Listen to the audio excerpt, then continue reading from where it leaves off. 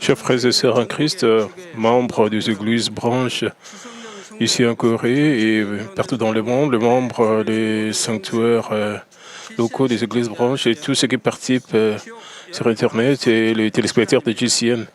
C'est la 19e session de la série des sermons sur l'enfer. Lors de la dernière session, je parlais d'une âme qui se tiendrait au carrefour du ciel et de l'enfer. Cette âme vit et a entendu directement les choses profondes et secrètes du monde spirituel. Elle a rempli de nombreuses fonctions avec les dons que Dieu lui a fait. Mais comme elle n'avait pas circoncis son cœur, elle a commencé à être arrogante et à commettre le péché suivant sa convoitise. Elle a désobéi à Dieu à plusieurs reprises et s'est opposée au Saint-Esprit. Peu importe combien de temps nous avons été chrétiens, si nous ne circoncisons pas nos cœurs, nous pourrions un jour devenir la proie de Satan. Vous pouvez également trahir votre foi. Donc, même si vous vous tenez debout, faites attention de ne pas tomber comme le dit l'apôtre Paul. C'est parce qu'il ne circoncisent pas leur cœur. Ceux qui circoncisent leur cœur ne peuvent pas devenir la proie de Satan, car ils entrent progressivement dans la sanctification et la parfaite sanctification. Ainsi, vivre une vie chrétienne avec diligence et circoncire nos cœurs. Et si vous n'avez pas circoncis votre cœur, le mal qui est caché en vous va causer des problèmes. C'est comme si vous voulez avoir une fréquence, c'est comme si vous cherchez votre intérêt. Si vous voulez être arrogant, l'arrogance va sortir. Et si votre cupidité est provoquée, et il y aura des problèmes qui surgissent en fonction de votre cupidité. Par exemple, vous avez souffert de la pauvreté dans votre jeunesse, mais en grandissant, vous voulez avoir des bonnes choses, vous voulez avoir des beaux meubles, mais vous n'avez pas eu cela parce que vous étiez pauvre. Et plus tard, vous devenez riche, vous êtes capable d'acheter tout ce que vous voulez. Vous commencez à acheter toutes ces choses. Vous commencez à prendre ce que vous n'étiez pas capable de prendre parce que vous étiez dans la cupidité. Vous commencez à développer plus de cupidité et vous remplissez votre cœur des choses mondaines et vous ne vous contrôlez pas. Et de cette manière, votre cœur sera pris par le monde. Vous ne pouvez pas vous contrôler et contrôler votre propre esprit et vos pensées. En même temps, vous devenez la proie de Satan. Elle a trahi Dieu et a commis des péchés impardonnables malgré la faveur extraordinaire qu'elle avait reçue. En conséquence, elle était censée aller dans la tombe inférieure. Néanmoins, Dieu lui a réservé une dernière opportunité de se repentir, de recevoir le salut. L'opportunité est de montrer sa foi en devenant un martyr dans la tribulation de Satan.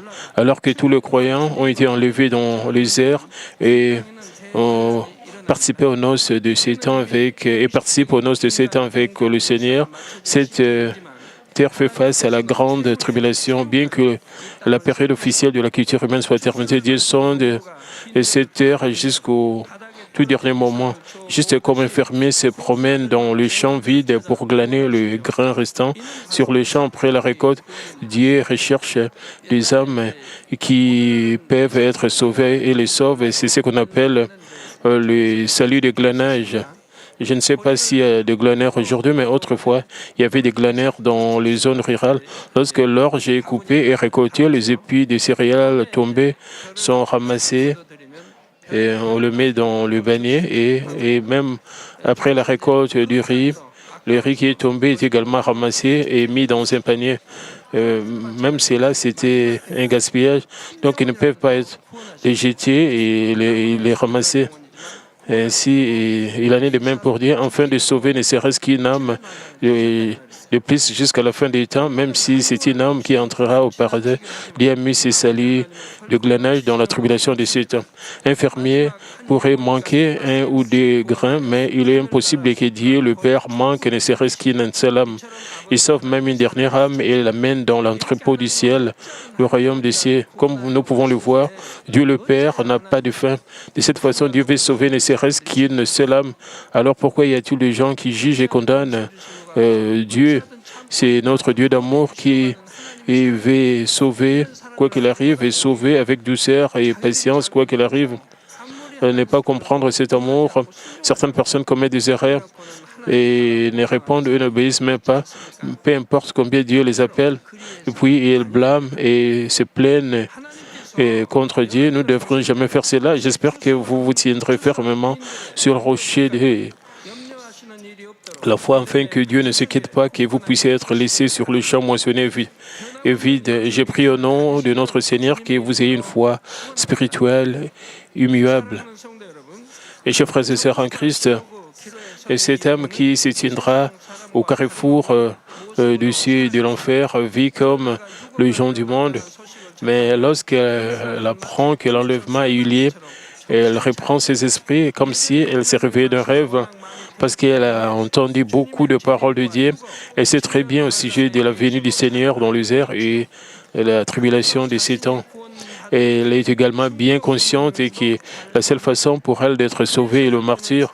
Maintenant, elle se répand de ses péchés passés et rassemble ceux qui n'ont pas été enlevés.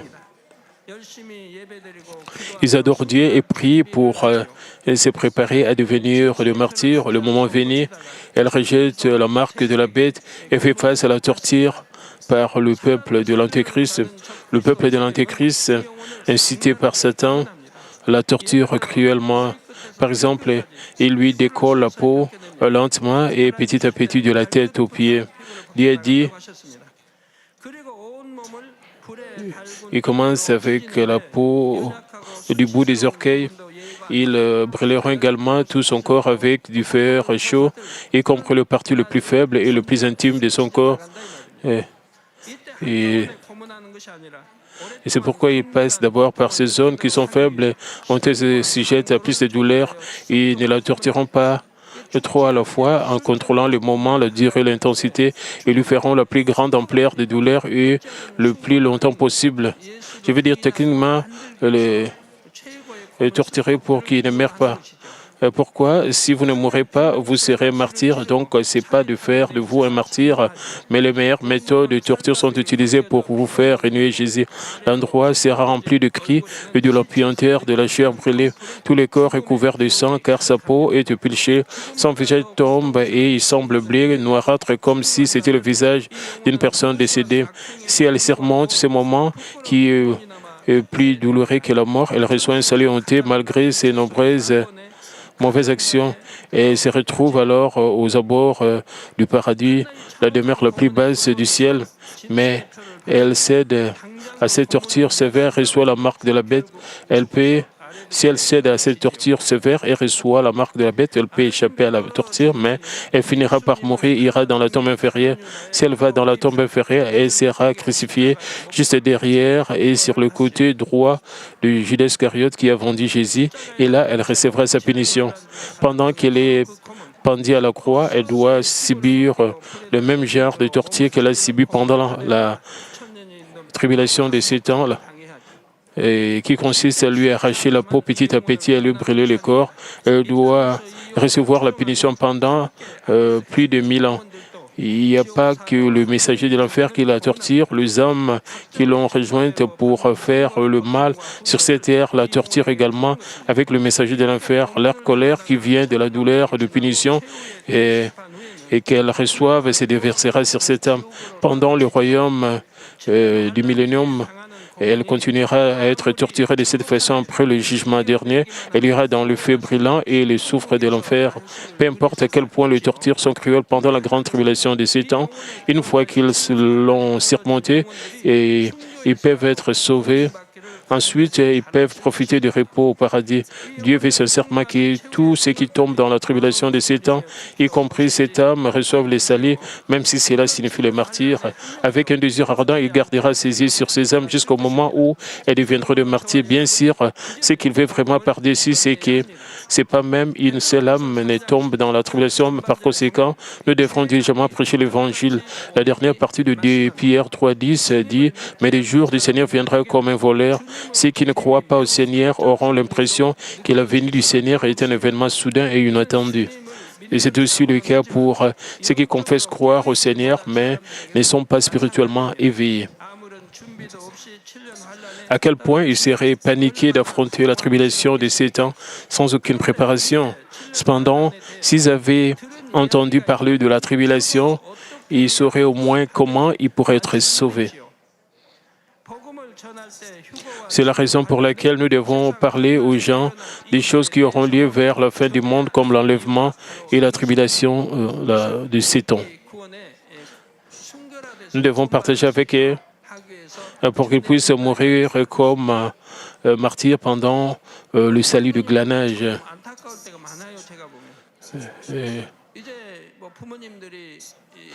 Les parents de certains membres sont dans des situations critiques.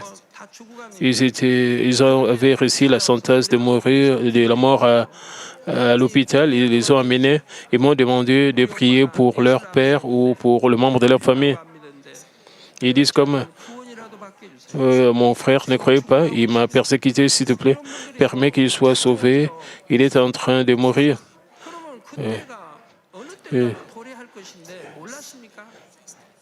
Ils ne savaient pas qu'un jour, les membres de leur famille vont affronter la mort.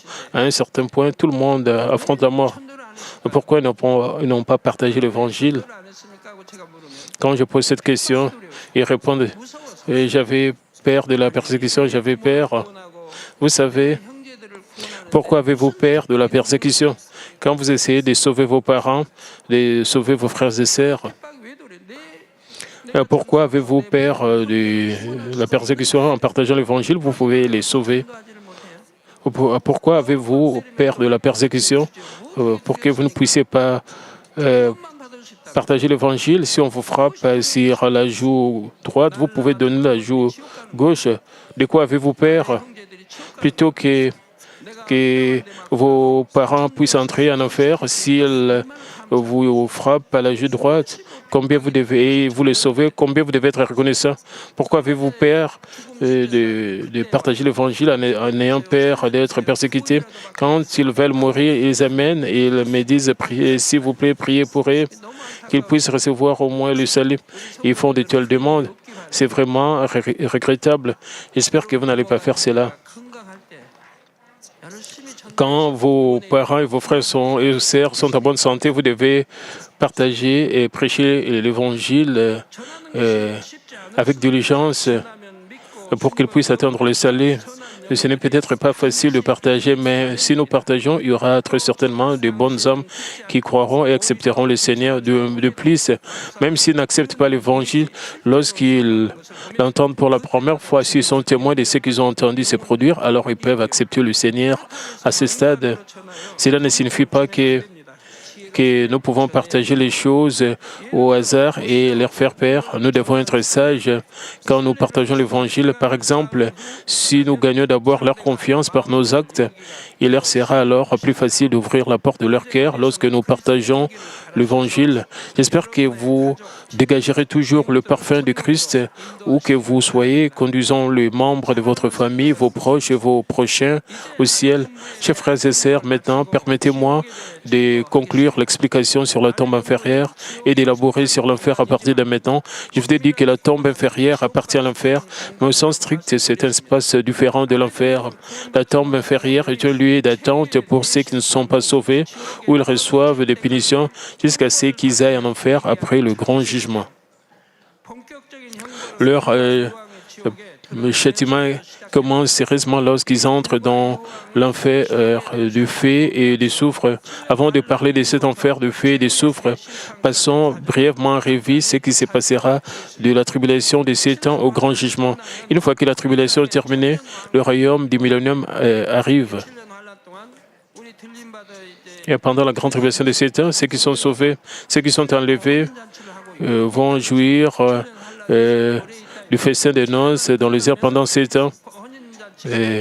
Et cette ère va affronter la grande tribulation de 7 ans.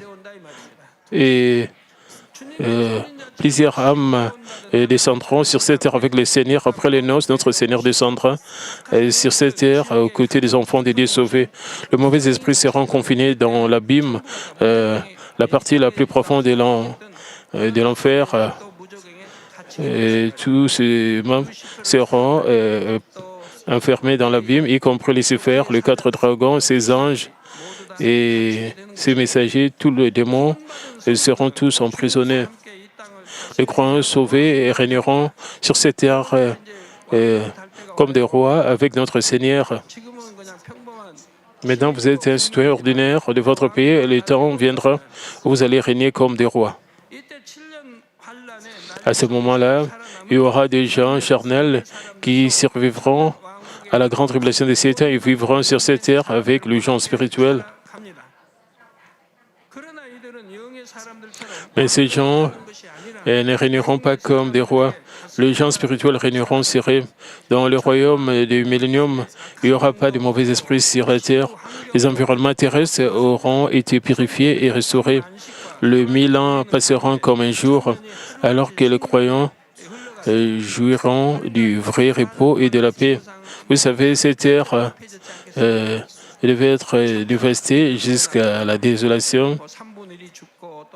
Après la Troisième Guerre mondiale, et un tiers de la population sera morte.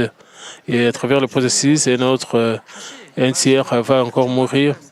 Et donc la terre a été dévastée, brisée, détruite. Mais le Seigneur, quand le Seigneur reviendra, va purifier à nouveau toute la terre avec la parole. Parce que nous devons revivre 1000 ans sur cette terre. Les personnes qui sont mortes sont salies, continueront à recevoir leur châtiment dans la tombe inférieure. Mais pendant le royaume du millénaire, vous pouvez vous demander comment peut-il refaire la terre, mais n'est-ce pas Dieu qui a créé le ciel, la terre et toutes choses avec sa parole et purifier avec sa parole ainsi, il la purifiera magnifiquement, afin qu'elle soit incomparable à la terre sur laquelle nous vivons maintenant. Combien il souffrait énormément alors que d'horribles châtiments se répéteraient à l'infini. Certains de nos hommes dans l'entombe inférieur auront souffert pendant des milliers d'années. Disons que vous êtes mort il y a 3000 ans, alors ne serez-vous pas puni pendant 3000 ans et pendant les 1000 ans et les 4000 ans suivants? Comprenez-vous, c'est pourquoi il y a des gens qui ont été punis pendant des milliers d'années. À la fin du millénaire, les mauvais esprits confinés dans l'abîme seront libérés pour une courte période. Alors beaucoup de gens charnels seront trompés par les mauvais esprits pour se dresser contre les gens spirituels. N'ai-je pas tout expliqué dans le livre de l'Apocalypse? Cela signifie que Dieu libérera les mauvais esprits enfermés dans la mine une fois. Et le 1000 ans passés, alors à ce moment, beaucoup de gens charnels vivent sur cette terre. Nous serons des êtres spirituels maintenant, ceux qui étaient vivants sur cette terre, ceux qui ont survécu à la tribulation de 7 ans, se marient, enfantent, et ainsi de suite, pour que des gens charnels se répandent à nouveau pendant le 1000 ans. Pourquoi? Parce qu'il n'y a pas de mort, et à ce moment, il n'y a pas de maladies, de catastrophes pendant 1000 ans. Il n'y a aucun moyen de mourir ou vivre pendant 1000 ans en remplissant la terre. À ce moment, les forces des mauvais esprits dans l'abîme qui sont libérées à ce moment essaient de les tromper. Cela signifie qu'ils essaient de les tromper. Quand les mauvais esprits sont relevés, beaucoup de gens seront trompés. Et même si nous allons les enseigner, c'est-à-dire les hommes charnels, et ils ont un changement d'avis, ils changent toujours. C'est pour cela Adam et Ève ont été trompés par le serpent arrivé. Ils ont mangé de l'arbre de la connaissance du bien et du mal. Et nous avons vu de tels cas. Les gens disent pourquoi Adam et Ève, qui vivaient heureusement dans le jardin d'Éden, ont mangé de cet arbre. Mais les gens avec de telles questions vont avoir la réponse de leurs questions parce qu'ils vont voir ce qui aura lieu pendant le royaume millénaire. Et quand ils vont être trompés par les mauvais esprits, bien qu'ils ont été bien enseignés, ils seront trompés, ces hommes charnels. Nous pouvons voir avec nos propres yeux et réaliser comment est-ce qu'Adam et Ève ont été trompés. Dieu détruira ces gens par le fait. Après la fin du royaume des milléniums, le grand jugement commence. Les récompenses ou punitions de chacun seront décidées en fonction de ses actes. Apocalypse 20, 11, 15 décrit bien la scène du jugement que Jean l'apôtre a vu à travers une vision. Puis j'ai vu un grand trône blanc. C'est un trône blanc.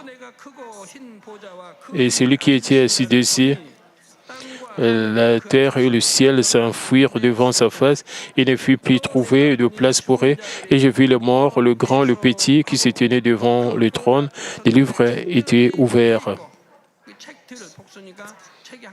Et le livre, c'est au pluriel, c'est pas seulement un seul livre. Et un autre livre fut ouvert, et celui qui est le livre de vie.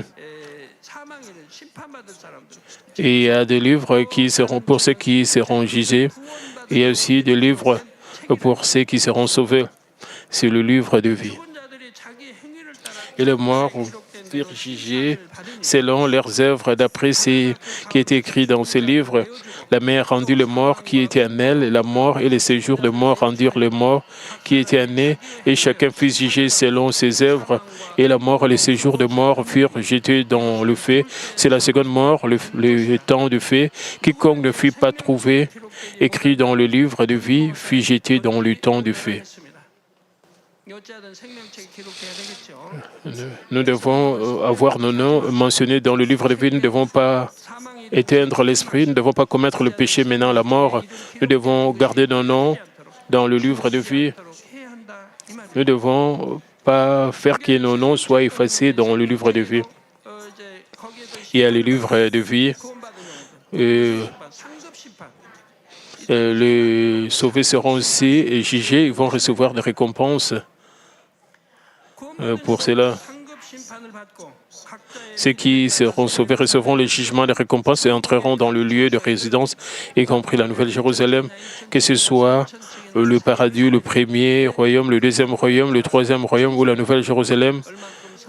Vous entrerez selon votre récompense, combien vous êtes sanctifié, combien vous êtes loyal. Vous entrerez dans votre lieu de séjour. Au contraire, la plupart de ceux qui ne sont pas sauvés recevront le jugement du châtiment selon leurs péchés. Alors, ils iront dans le feu de l'enfer. Ici, j'ai dit, la plupart d'entre eux, car il y a des exceptions, ceux qui sont morts avant l'âge de la puberté, à environ 12 ans, n'auront pas en enfer, même après le grand jugement. La raison en est qu'ils ne pouvaient pas vraiment choisir leur foi avec une volonté complètement indépendante. Comparativement aux adultes, ils étaient grandement affectés par des facteurs externes comme leurs parents, leurs ancêtres et leur environnement, etc. Le Dieu d'amour et de justice se tiendra compte de ces choses et ne les enverra pas dans le feu de l'enfer. Et pourtant, ils recevront des punitions dans la tombe inférieure pour l'éternité. La plupart des hommes charnels qui survivent à la tribulation pour affronter le royaume du millénium ne seront pas sauvés, ils sont jugés et vont en enfer. L'enfer peut être divisé en étant de feu et en étant de soufre. Apocalypse 21, 8 dit pour les lâches. Cela se réfère à ceux qui ne croient pas en Dieu. Vous savez, même si vous dites que vous croyez en Dieu, si vous commettez encore le mal et vous commettez du péché, spécialement le péché menant à la mort, vous ne pouvez pas dire que vous croyez, que vous êtes un croyant. Vous n'atteignez même pas le premier niveau de la foi. Vous dites que vous croyez, vous louez, vous priez, vous donnez des offrandes. Au même moment, vous commettez le péché menant à la mort. Dieu ne reconnaît pas cela comme foi, comme nous trouvons ça dans 1 Jean. Vous êtes un menteur. Vous dites que vous avez communié avec Dieu, mais vous êtes un menteur. Si vous avez vraiment communier avec Dieu, vous ne pouvez pas vivre ainsi. Les incrédules, les abominables, les métrieux, les impudiques, les enchanteurs, les idolâtres et tout le menteur, leur part sera dans le temps ardent de feu et de soufre, ce qui est la seconde mort. Ici, le verset ne mentionne pas seulement le temps du feu, mais un temps qui brille de feu et de soufre. Apocalypse 20 mentionne le temps du feu et de soufre. La Bible nous dit explicitement qu'il n'y a pas seulement le temps du feu, mais le temps qui brille de soufre. Le temps du soufre est 7 fois plus chaud que le temps du feu et beaucoup plus douloureux que le temps du feu. Apocalypse 19, dit « Et la bête fut prise, et avec elle les faux prophètes qui avaient fait devant elle le prodige par lequel il avait séduit ceux qui avaient pris la marque de la bête et adoré son image. Ils furent tous les deux jetés vivants dans le feu ardent de feu et de soufre. » La bête, à savoir l'Antéchrist et les faux prophètes, tromperont beaucoup de gens vers la mort pendant la tribulation de ces temps. Et comme leur péché est extrêmement grave, ils sont jetés vivants en enfer. La Bible dit qu'ils seront jetés dans le temps qui brille de soufre, qui est le temps de soufre. Et de cette façon, ceux dont le péché sont lourds iront dans le temps de soufre, tandis que ceux dont le péché sont relativement légers tomberont dans le temps du feu. Pour être plus exact, ceux qui reçoivent le premier et le deuxième niveau de punition dans la tombe inférieure iront dans le temps du feu, et ceux qui reçoivent le troisième et le quatrième niveau de punition dans le temps du soufre. Chers frères et sœurs en Christ, lorsque vous avez entendu parler du châtiment dans la tombe inférieure, n'avez-vous pas été terrifiés par leur horreur? Certains d'entre vous ont même pleuré de pitié pour ces âmes qui sont punis. Je ne peux pas expliquer avec plus de détails, parce que certains d'entre vous auront peur. Les gens qui ne vivent pas sur la parole et Dieu auront peur. Je ne peux pas donner plus de détails. Même si j'ai toutes ces vidéos, je ne peux pas vous les montrer. Mais les tourments de le temps, du feu, de le temps, de soufre, sont incomparable à celui du châtiment de la tombe inférieure. J'ai expliqué la souffrance de la tombe inférieure pendant 1000 ans, mais elle est aussi terrible et la punition de ce fait de temps de soufre est incomparablement plus terrible que cela. Chers frères et sœurs, supposons que vous allez dans l'eau bouillante et que vous devez y vivre pendant toute votre vie. Comment pouvez-vous le supporter? Vous ne pouvez pas supporter même une minute, pas un jour, mais des années interminables dans l'eau bouillante. Imaginez vivre dans un bassin à boules qui est plus chaud que l'eau bouillante. Imaginez-vous aller dans un étang de soufre 7 fois plus chaud que cela et vivre. Nous pouvons vivre ainsi pour toujours et à jamais. Vous devriez vivre sans repos. Mais comment gérer la douleur? Je ne peux même pas imaginer. Et comment pourriez-vous endurer cette douleur? Je ne peux pas le supporter. Je ne peux même pas me permettre. Même si c'est expliqué dans le moindre détail, comment comprendre pleinement la douleur? Et quant au ciel où nous allons entrer, nous essayerons d'imaginer la beauté, mais nous ne pouvons pas le ressentir pleinement. Mais comme nous n'avons jamais connu l'éternité, nous ne pouvons qu'en faire une vague hypothèse. Nous pouvons essayer d'imaginer la vie au ciel impliquant toutes nos expériences et nos connaissances sur la joie, le bonheur, les sensations fortes et la beauté. Mais importe à quel point nous essayons de l'imaginer, nous ne pouvons pas vraiment décrire à quel point est la vie dont nous jouissons au ciel est glorieuse. On ne peut même pas s'en approcher. Une fois que nous serons allés au ciel et que nous verrons, expérimenterons tout nous-mêmes, nous serons sans voix et nos mâchoires tomberont. Tant que nous portons la chair, il y a des limites à notre compréhension de ces choses. Je connais bien au sujet du ciel. Quand vous serez au ciel, vous serez bouche bée par la beauté du ciel. Et c'est pour ça que Dieu a dit que je serai bouche bée. Dieu m'a dit cela clairement, parce que je connais très bien le sujet du ciel. À l'entrée de la Nouvelle Jérusalem, il y a une porte de perles. Vous pouvez voir l'intérieur. Alors, ma bouche, je serai bouche bée, et ce sera la même chose avec vous. Quand nous pensons à cette belle Jérusalem. Pourquoi nous devons nous sentir seuls? De la même manière, nous ne pouvons pas vraiment comprendre le tourment de l'enfer, à moins d'y aller et de l'expérimenter. J'ai fait de mon bien pour vous l'expliquer, même juste un millionième de l'horaire de l'enfer ne peut être expliqué ou décrit. En plus de cela, comme les hommes pensent qu'il n'y a pas de fin au tourment, mais qu'il est éternel, des sentiments de désespoir complet s'ajoutent à leur angoisse. Chers frères et sœurs, ceux qui sont dans la tombe inférieure savent très bien où ils iront après le jugement. Alors qu'ils sont rongés par le ver ou chassés par le messager de l'enfer, ils voient le fait des étangs, le fait des souffres et ils se sentent étouffés de désespoir. Parce qu'ils sont dans le même espace, ils savent de quel genre de douleur ils souffriront dans ces étangs. En plus de la douleur physique actuelle, ils ont aussi de la douleur mentale. Pour vous aider à comprendre au moins un peu leur angoisse, permettez-moi de lire les lamentations d'une âme dans la tombe inférieure. J'espère que vous pouvez imaginer leur désespoir. Comment cela peut-il être la figure d'un être humain en me souvenant de ma vie terrestre et de la façon dont je suis né et j'ai grandi? Comment pourrais-je être un homme souffrant ainsi, dans un espoir et un tourment sans fin? Je pense, comment puis-je m'échapper d'ici? Que puis-je faire pour sortir d'ici? Comment puis-je arrêter de respirer et mettre mort mon âme maudite? Comment puis-je me reposer au milieu de ces châtiments éternels? Et souffrant de cette douleur inimaginable, je me demande s'il y a un moyen de mettre un terme à cette vie terriblement tenace. Même si je me fais mal, je ne meurs pas. Même si j'essaie de mettre fin à cette vie terriblement difficile, je ne peux pas. Il n'y a pas de fin, il n'y a pas de fin, il n'y a pas de fin à ma douleur, il n'y a pas de fin à cette vie tenace. Même si j'essaie de mettre fin à cette vie, j'échoue. Je ne peux pas. Comment pourrais-je exprimer toute cette angoisse? Que puis-je faire? Que puis-je faire?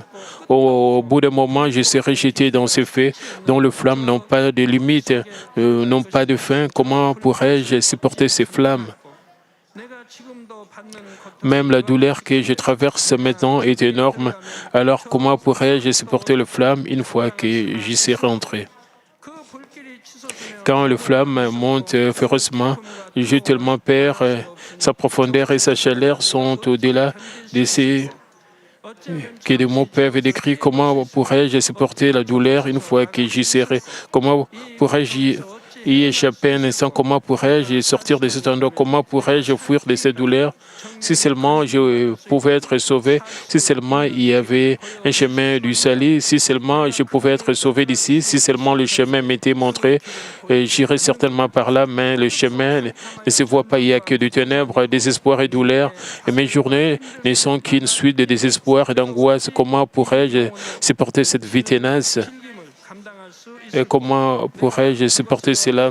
Si seulement vous pouvez me donner un moyen d'être sauvé, si seulement vous pouvez me montrer le chemin, si seulement on peut me montrer le chemin, s'il vous plaît, sauvez-moi, sauvez-moi s'il vous plaît. C'est trop effrayant et difficile à supporter pour moi. Sauvez-moi s'il vous plaît, sauvez-moi s'il vous plaît. J'ai déjà passé des journées tellement angoissantes et tourmentantes. En plus de cela, comment ai-je pu entrer dans ce fait? Sauvez-moi s'il vous plaît, ayez pitié de moi. S'il vous plaît, sauvez-moi et ayez pitié de moi. Sauvez-moi s'il vous plaît, sauvez-moi s'il vous plaît. Je continuerai à expliquer en détail l'enfer dans la prochaine session. Je vais conclure le message. Chers frères et sœurs en Christ, et comme pour certaines personnes, lorsqu'elles entendent parler de l'enlèvement, elles disent, si l'enlèvement a vraiment lieu, je recevrai le salut même en souffrant le martyr. Mais même en temps de paix, ils échouent à garder leur foi et ils sont tentés par le monde. Alors comment pourraient-ils surmonter toutes les tortures pour garder leur foi? De plus, s'ils meurent sans avoir eu la chance de devenir martyrs, ils iront immédiatement dans la tombe inférieure. Même s'ils ont la chance de devenir martyrs, ils ne peuvent pas se retrouver dans une demeure céleste meilleure que le paradis. Quant à cette âme dont nous avons parlé aujourd'hui, même si elle saisit sa dernière chance et devient martyr, elle finira dans la périphérie du paradis, qui est l'endroit le plus éloigné du trône de Dieu. Bien sûr, Et c'est reconnaissant juste pour le fait qu'elle est sauvée. Donc sa joie d'entrer au paradis sera au-delà des mots. Cependant, elle ne peut pas voir notre Seigneur pour toujours. Elle peut pas. C'est un endroit où nous ne pouvons pas voir ou converser avec le Seigneur, notre époux, et nous ne pouvons pas voir et converser avec Dieu et le Père pour toujours. Cependant, si elle s'était débarrassée du mal et elle avait bien rempli ses fonctions sur terre, elle se retrouverait dans un endroit plus glorieux de la Nouvelle Jérusalem. Et elle continuera à regretter de ne pas l'avoir fait. Si vous voulez savoir combien vous êtes mauvais, vous devez vous comparer aux 4 niveaux de la bonté. Je voudrais que vous puissiez écouter aussi les 9 fruits de l'esprit, l'amour spirituel, et comparer cela à votre cœur. Comparez-le avec votre cœur, alors vous découvrez à quel point vous avez le mal. Dieu nous dit de ne pas juger, condamner les autres, mais il y a encore beaucoup de gens qui jugent et condamnent les autres. Dieu nous a demandé de ne pas faire de commérage contre les autres, mais vous continuez à faire des ragots. Beaucoup de gens désobéissent parce qu'ils ont le mal dans leur cœur. Elle vivra avec de larmes et des regrets, inspirant la Nouvelle Jérusalem. Et j'espère que vous vivrez une vie sans regret. Je prie au nom du Seigneur que vous ne déborderez que d'actions de grâce pour le fait que vous avez bien enduré et que vous avez triomphé. Prions tous concernant ce message. Père éternel, merci pour ce message combien important concernant l'enfer. Permets que nous puissions réaliser que nous devons toujours circoncire nos cœurs. La circoncision du cœur est très importante, Père. Pendant que nous sommes chrétiens, permet que nous ne puissions pas commettre le péché menant à la mort, mais que nous puissions plutôt nous débarrasser de tout ce qui est mur de péché, que nous puissions vraiment vivre dans la lumière, que nous puissions vivre dans la parole de Dieu, dans la vérité, que nous puissions te glorifier, Père. Permet que nous puissions rechercher, Père de gloire, Seigneur, à te glorifier, Père, à te plaire, Père de gloire, pendant que nous sommes sur la terre, pour que nous soyons enlevés, que nous ne puissions pas tomber dans ces tombes inférieures qui est liée horrible, où il y a des mauvaises choses. Nous ne voulons pas rencontrer le message de l'enfer, mais nous voulons aller aussi pour te glorifier. Au nom de Seigneur Jésus-Christ, j'ai prié. Amen. Maintenant, nous allons recevoir la prière du pasteur principal pour le malade. Et si vous êtes malade, posez vos mains sur vos parties malades. Si vous n'êtes pas malade, posez votre main sur votre poitrine pour recevoir cette prière pour le désir de votre cœur. Alléluia, Dieu Tout-Puissant, Dieu d'amour, s'il te plaît, pose sa main sur tous les croyants qui reçoivent cette prière maintenant. Montre tes œuvres transcendant le temps et l'espace sur tous ceux qui reçoivent cette prière, sur JC Internet, via satellite, dans les églises branches, les sanctuaires locaux, et sur tous les enfants de Dieu, partout dans le monde. Donne-leur la foi de croire, chasse tout ce qui est pensée négative et doute, chasse tout ce qui est épreuve. De pied jusqu'à la tête, de parties internes, les jointures, le tissu, les cellules, dans toutes les parties malades, consimulées avec le feu du Saint-Esprit et avec la lumière originelle. Au nom de Jésus-Christ, j'ordonne à l'ennemi diable et Satan et toutes sortes de maladies, germes, virus, infirmités, quittez-les, que la lumière brille. Et s'il te plaît, consume toutes leurs maladies, en phase terminale, les maladies incurables avec le feu du Saint-Esprit. Chasse tout ce qui est maladie endémique, y compris la malaria. Et toutes les maladies contagieuses telles que le rhume, la grippe et la fièvre, et quittez-les, protégez de toutes sortes de germes et de virus. Et guéris de tout ce qui est cancer d'estomac, des poumons, des seins, des sida, leucémie, apoplexie cérébrale, hypertension, hypertension, diabète, problèmes de thyroïde, de cœur, des poumons, maladies de femmes, toutes sortes d'inflammations, quittez-les. Guéris tout ce qui est polio, AVC, arthrite, hernie discale, douleur dorsale, maux de tête, névralgie, toutes sortes de douleurs puissent disparaître. Épilepsie, autisme, dépression, névrose, autres maladies mentales, quittez-les. Et toutes sortes de paralysies soient guéries, que le paralytique se lève et marche, que leurs yeux puissent bien voir, que les oreilles puissent bien entendre, que les aveugles voient, que les muets parlent, que les sourds entendent. Guéris tout ce qui est fait secondaire de toutes sortes d'accidents, guéris leurs os fracturés, restaure tout ce qui est brûlé, permet que la sensation de chaleur puisse disparaître. Père, permet qu'il n'y ait pas de cicatrices qui restent. Et soyez purifiés de toute dépendance à la drogue, à l'empoisonnement et aux mauvaises substances. Et que le tissu mort, les cellules mortes soient régénérées, ramène le mort à la vie. Donne à tes enfants la bénédiction de la conception. Recevez la bénédiction de la conception. Au nom de Jésus-Christ, j'ordonne à l'ennemi diable et Satan, les principautés de la puissance de l'air et les mauvaises forces dans le lait céleste et leurs serviteurs, quittez-les, esprit impur, esprit trompeur, l'esprit de séparation et toute force des ténèbres. Tout ce qui est chien de méchanceté, brisez les ténèbres, quittez-les, que la lumière brille. Père Dieu, donne à tes enfants la force de créer dans la prière et la puissance de rejeter le péché pour devenir sanctifiés. Comme leurs âmes prospèrent et permet que tout marche très bien avec eux, que leur famille soit évangélisée. Protège-les de toutes sortes d'accidents et de désastres tout au long de cette semaine et bénis-les pour mener une vie prospère sans aucun problème. Avec le fer-dent du Saint-Esprit, l'armée céleste et les anges, et avec tes yeux enflammés, protège tous tes enfants, leurs familles, leurs lieux de travail et leurs affaires. Donne aux étudiants la sagesse et l'intelligence, donne-leur l'enthousiasme et le ferveur de bien étudier. Et s'il te plaît, garde leur cœur, leurs pensées des choses mondaines, et permets qu'ils puissent t'aimer avec plus de ferveur. Que tes enfants mangent ou boivent dans tout ce qu'ils feront. Permets qu'ils puissent faire pour te glorifier, Père Dieu. Qu'ils soient capables de témoigner au sujet des dieux vivants en disant « J'ai rencontré, expérimenté Dieu, j'ai reçu ses réponses et ses bénédictions. » Père Dieu, merci. Et sois glorifié, toi seul. Au nom de notre Seigneur Jésus-Christ, j'ai ainsi prié. Amen.